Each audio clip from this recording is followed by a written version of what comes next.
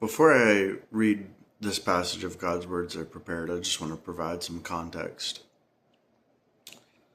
Schizophrenia, according to God's words, apparently is one of the ways you can tell if someone is a devil or reincarnated from a devil, which if someone's reincarnated from a devil, that means their spirit is essentially, in essence, a devil itself, or a demon, whatever you want to call it.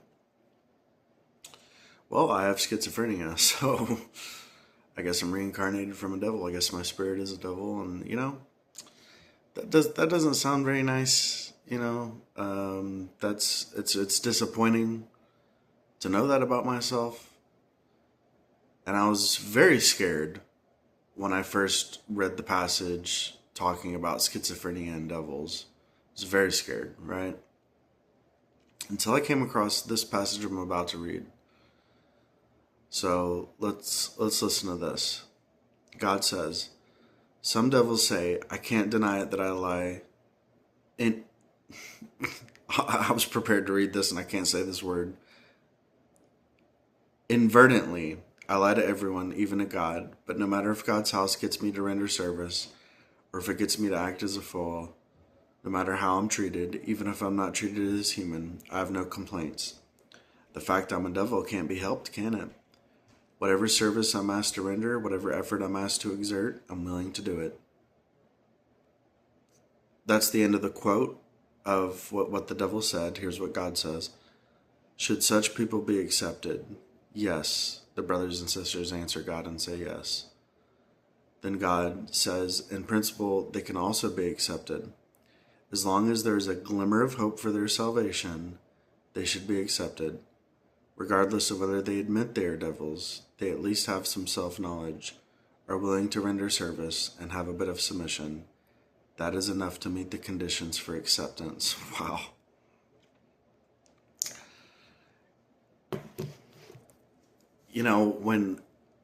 When I read, many years ago, when I first read that God is fair and righteous towards everyone,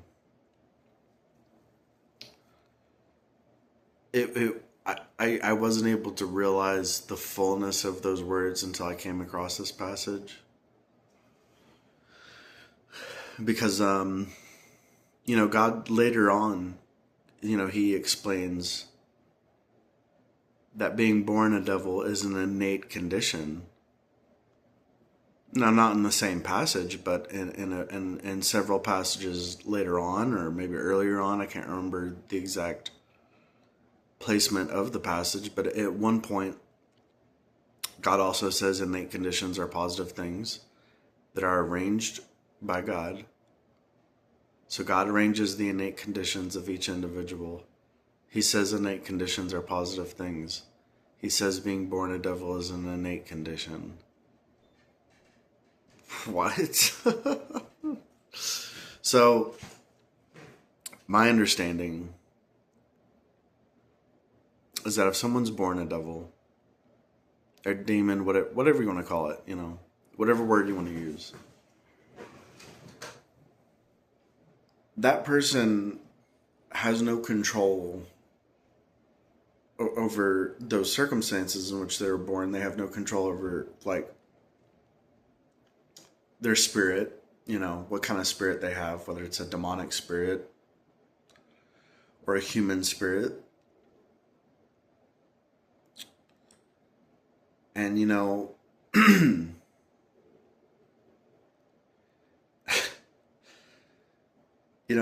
I'm in disbelief when I think of okay, I have schizophrenia, so I'm obviously a devil, or but God is still fair and righteous towards me. He's understanding of the fact, and in fact, more than just understanding, he's in control of the fact that me being born a devil is not something that I have control over. It's something he has control over. He intentionally made me born a devil, knowing that I have no control over it, knowing that it's not something I can change. It's an innate condition. God even calls it a positive thing. And, It's just, God is unfathomable. I'm struggling to find the words to say to do justice what I understand in my heart.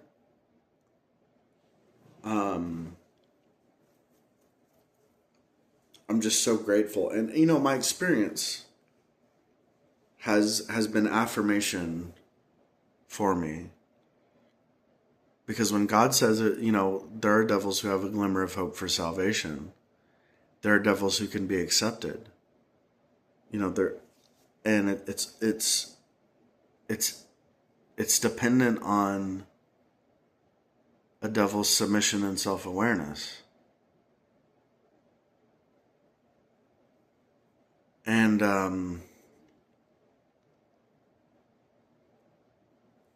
I just I know that God also says one of the basically side effects of reading God's words is that a person becomes more and more normal. A person gains more and more normal humanity as they read God's words. That's one of the side effects. It's not like the focus or the goal of God's words. The focus and goal of God's words is to provide knowledge of God, to change one's disposition, to give one clear direction and a path to follow, to enable one to pursue and practice the truth, and to be a resource available to those seeking the truth so that they can embark on the journey of following the one true God. And those are the primary goals of God's words, to achieve and accomplish in people. The primary goal is not to restore someone's normal humanity or to give them normal humanity. That's a side effect. But it's still beneficial nonetheless. Even it may be undermined as a side effect in God's words, but it is still beneficial, to a person to have humanity. And I've seen, not only has my disposition changed through reading and practicing God's words, but my humanity, I've gained humanity as well, and conscience. I didn't always have a strong conscience, but my conscience is very strong now. And I was, my conscience was tested this morning when my friend Maria, you have to remember, Maria is my ex, but she's my best friend now. We're friends, and she's married and has 3 kids, and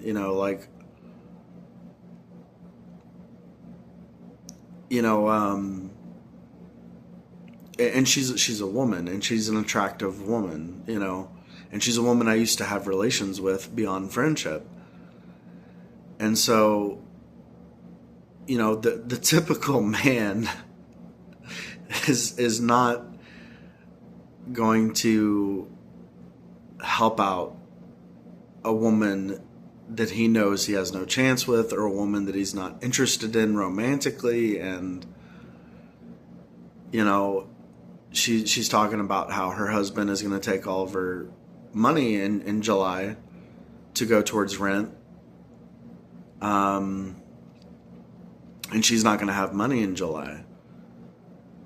And I felt so bad for her, and I was like, well, I'm going to have extra money in July. So I told her I'd, send her some money in July, $100.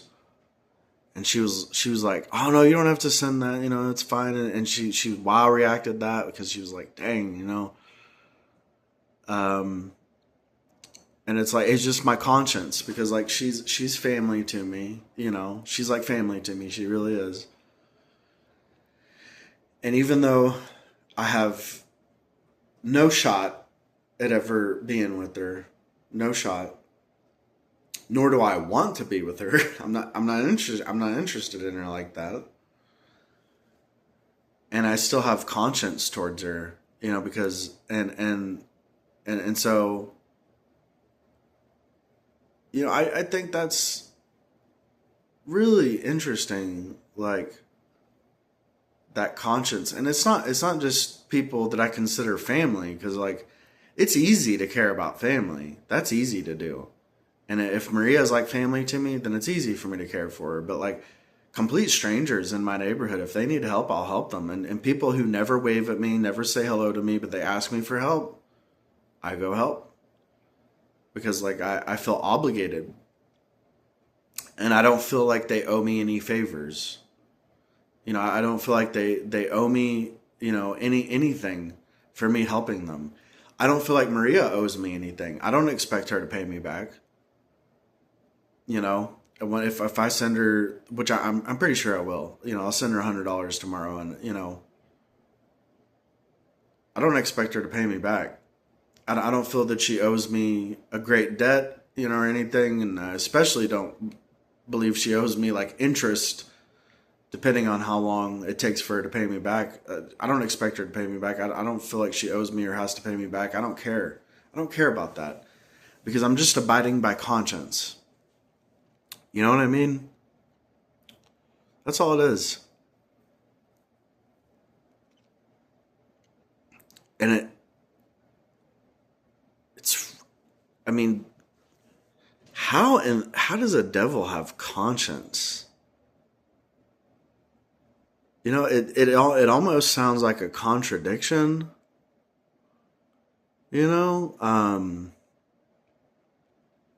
Being a devil, having a purified disposition, being a devil, having humanity, being a devil, having conscience, being a devil, having loyalty and submission to God, being a devil, having self-awareness. I mean, these things are like, it's so surreal. It's so surreal. Because I believe and I trust in God's words. And like this is a topic I never get tired of. And it is a topic that blows my mind every time I think about it, every time I talk about it. It's so mind-blowing. Because I can't even put into words how I feel about it. I just feel so grateful and thankful to God. Not for being a devil, but for the fact that I'm a devil given the opportunity to gain salvation from God. That's what I'm thankful for. I'm just, like, God really is fair and righteous towards everyone. I've experienced it. I've seen it. I know it. And it really touches my heart. And it boggles my mind. I just don't, it just completely contradicts like everything, like theologians and scholars, like professors, like all the different people throughout traditional Christians' history, everything that they've known about God is just like, it just falls apart. All that knowledge people have gained of God over the years just falls apart in the face of the reality that God has shown us today.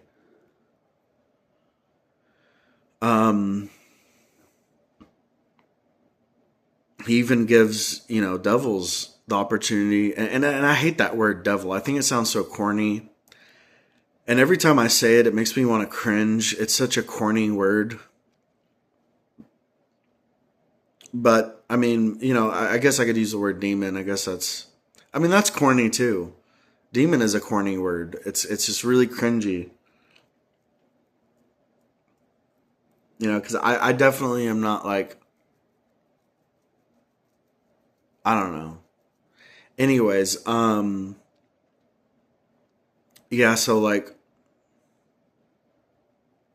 God gives demons like and devils and stuff like the opportunity for salvation. they have the same opportunity that everybody else has.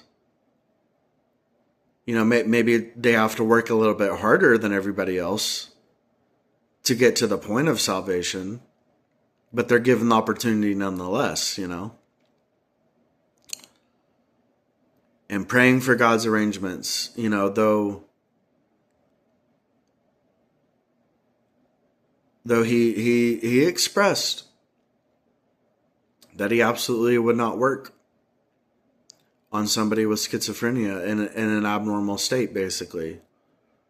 And yet he answered my prayer and he made arrangements for me so that I could get on medication, so that I could become normal, so that he could work on me. And it was amazing because it was like all those years of being in psychosis, he didn't work on me. He didn't reveal anything to me.